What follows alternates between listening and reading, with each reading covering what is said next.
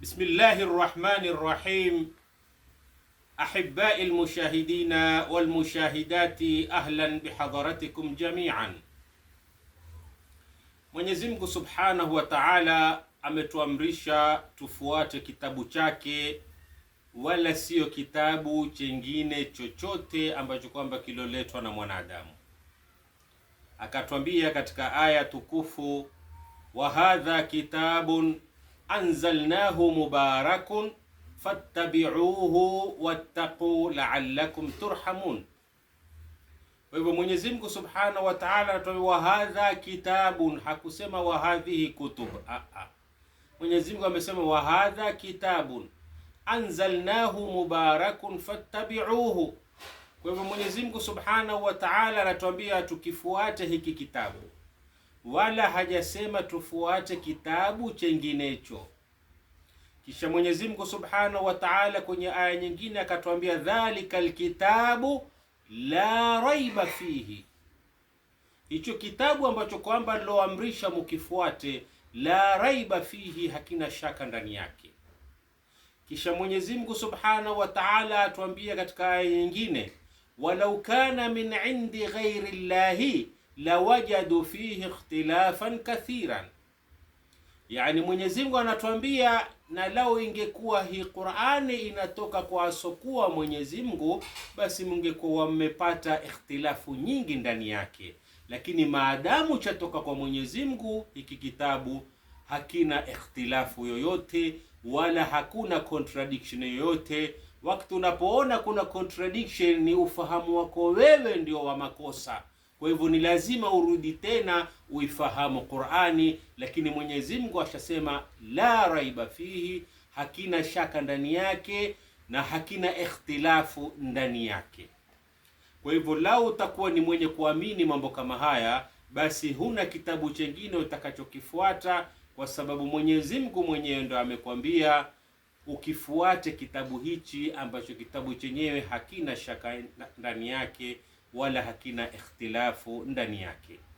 Lakini ma'al asafu shadid, jambo la kuhuzunisha ni kwamba kitabu kama hiki tumekigura, na ndio kama alivyosema Sayyidina Umar wakati alipokuwa akitahadharisha kwamba kusiwe na kitabu chengine, akawa akisema inni uridu an aktuba sunan wa inni dhakartu qauman kanu qablakum katabu kutuban faakabu alaiha wa taraku kitabullah.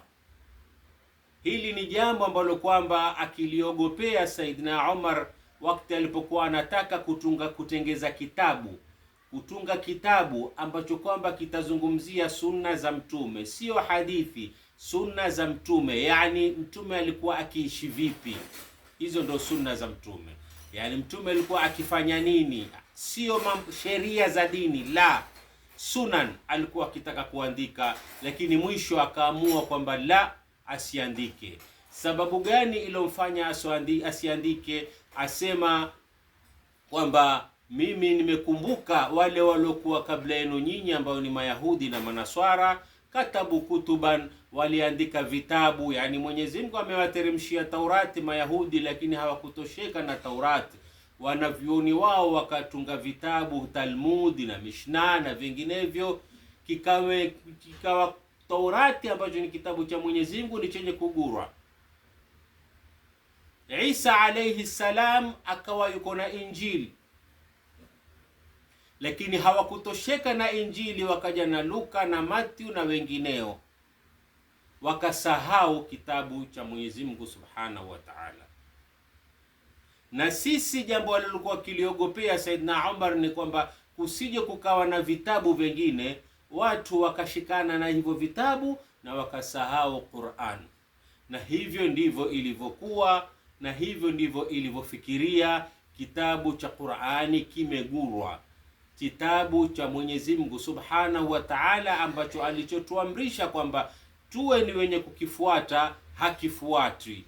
Waqala ar-rasulu ya rabbi inna qaumi ittakhadhu hadha alqur'ana mahjura. Tumekigura kitabu cha Mwenyezi Mungu, hatutaki kuyafahamu yaliyomo ndani.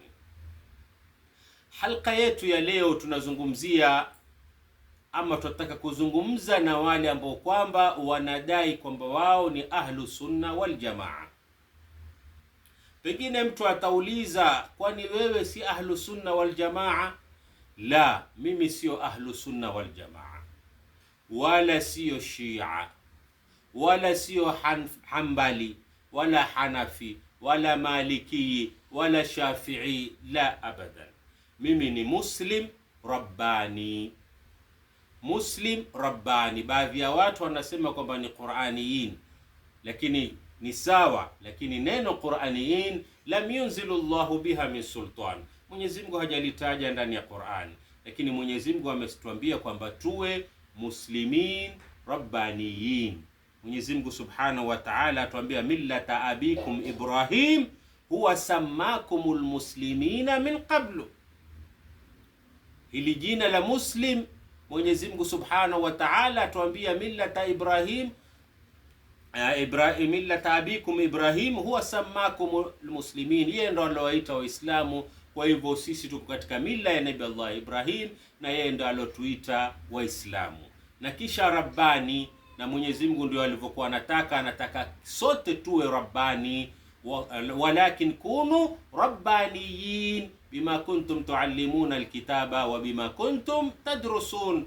Mwenyezi Mungu Subhanahu wa Ta'ala anataka tuwe rabbaniyin. Nini maana rabbaniyin? Rabbaniyin ni yule ambaye kwamba kila analolisema ni qala Allah, yani kumaanisha kwamba anafuata Qur'an, anafuata kitabu cha Mwenyezi Mungu Subhanahu wa Ta'ala. Huyo ni rabbani, yani jambo ambalo kwamba linaloharamishwa liwe limetoka ndani ya Qur'an, lilohalalishwa linatoka ndani ya Qur'an, maamrisho yametoka ndani ya Qur'an, yani dini hiyo imetoka ndani ya Qur'ani na anafuata Qur'ani peke yake. Huyo ndiye rabbani, na ndivyo alivyokuwa anataka Mwenyezi Mungu Subhanahu wa Ta'ala.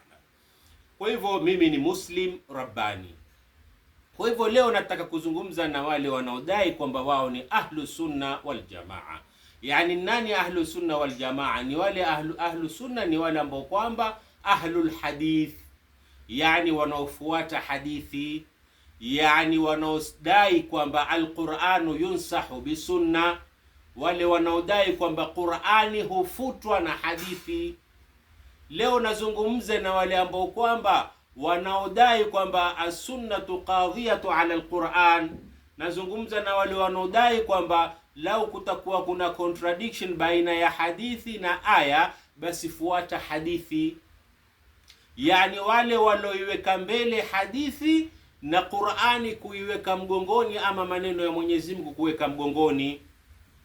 Na ndiyo mmoja katika tahadhari aliyoitoa mmoja katika mwanachuoni mkubwa Shu'bah ibn al-Hajjaj, mmoja katika muhadithina, atuambia, alikuwa akiwaambia wenzake, wanavyoni wenzake, akiwatahadharisha akawaambia, kullama taqaddamtu fil hadith taakhartum fil Qur'an.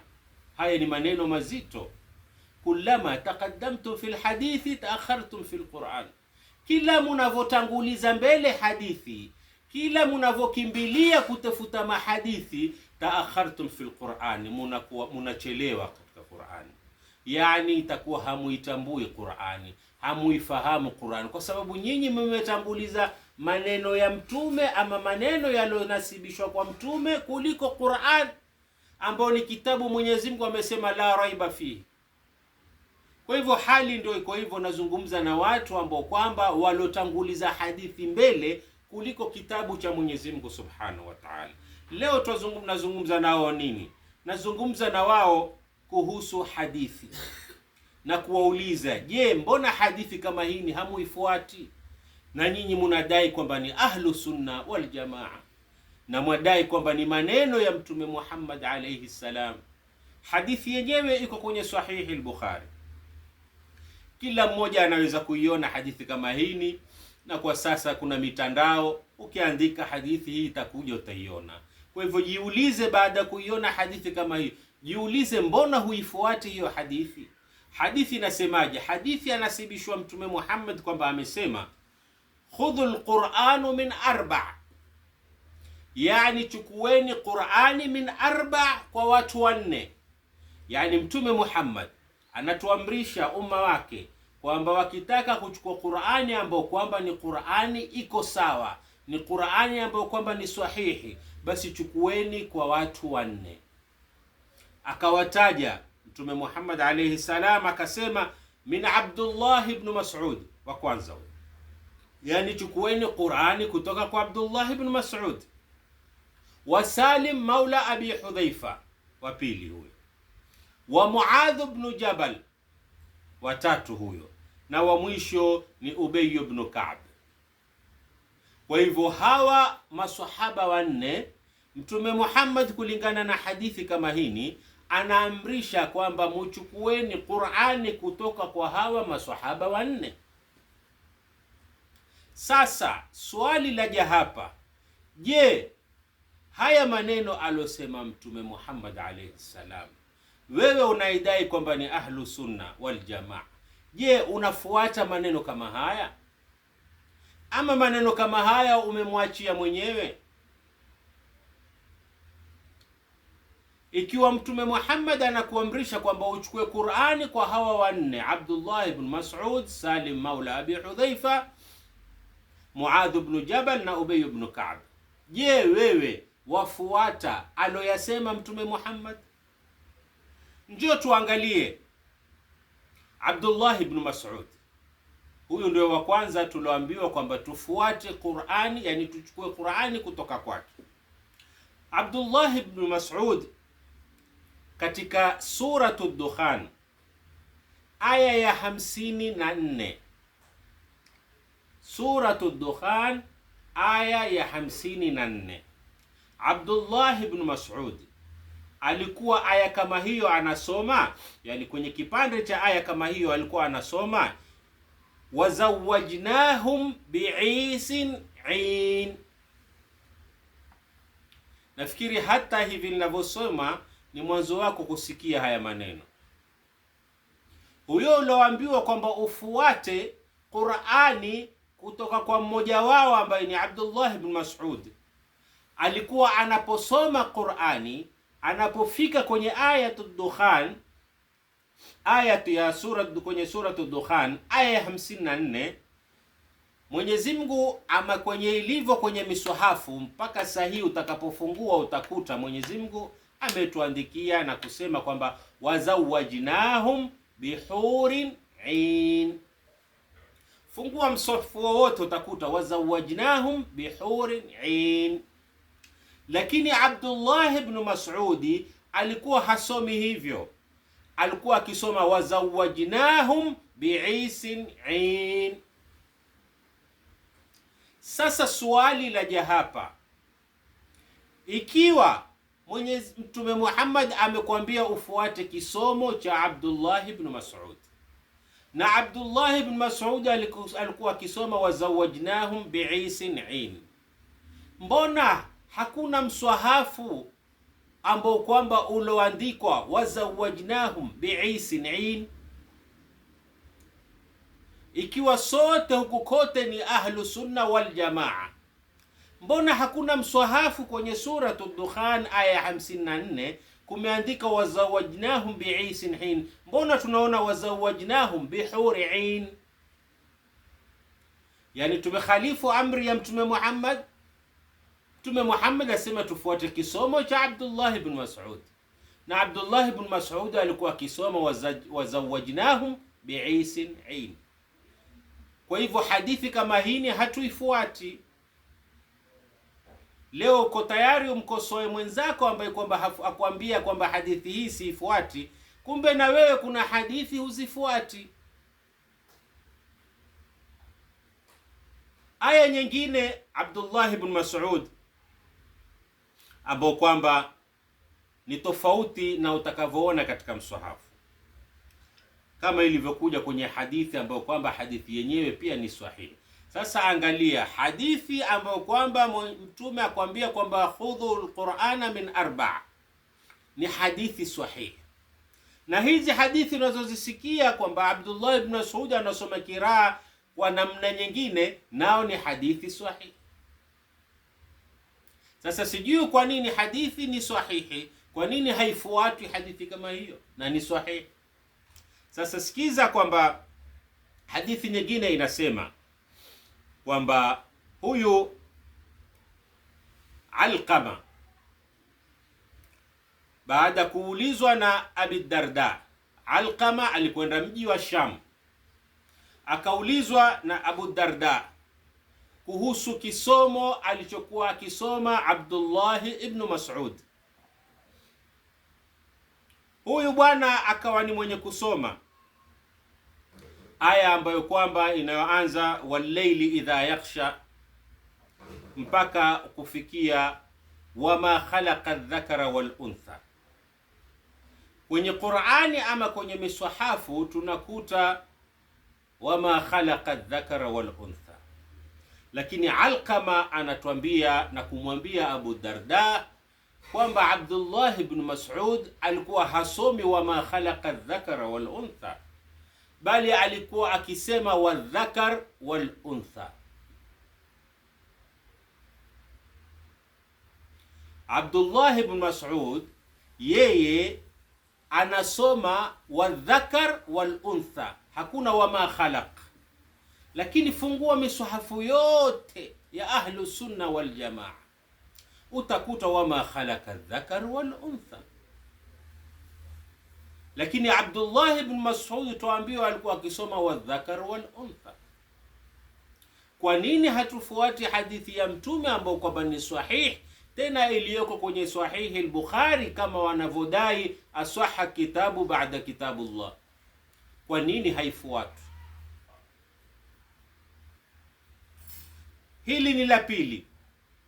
La tatu, kwenye Musnad Imamu Ahmad na kwenye kitabu cha Ibn Hibban cha hadithi chatuambia kwamba Abdullah ibn Mas'ud kana la yaktubu almuawwidhatayn fi mashafihi. Huyu Abdullah ibn Mas'ud ambaye kwamba hadithi inasema kwamba tufuate Qur'ani kutoka kwake, tuambiwa kwamba alikuwa katika mswahafu wake haandiki almuawwidhatayn, qul a'udhu birabbin nas na qul a'udhu birabbil falaq.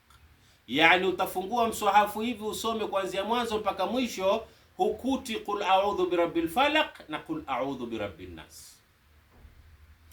Kisha tuambiwa kwamba kana Abdullah ibn Mas'ud yahukku almuawwidhatayn min maswahifihi wa yaqulu innahuma laysata min kitabillah innama amara an-nabiyyu an yuta'awwadha bihima.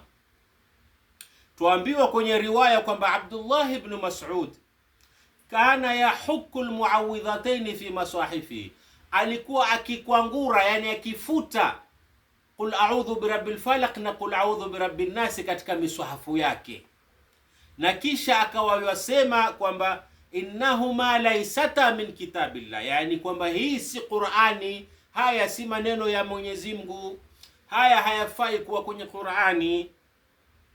Haya maneno anayosema nani? Abdullah ibn Mas'ud akasema kwamba Mtume Muhammad ameamrisha hizi qul a'udhu birabbin nas na qul a'udhu birabbil falaq an yuta'awadha bihima, watu wajilinde nazo, lakini sio kwamba ni kwenye Qur'ani iweko.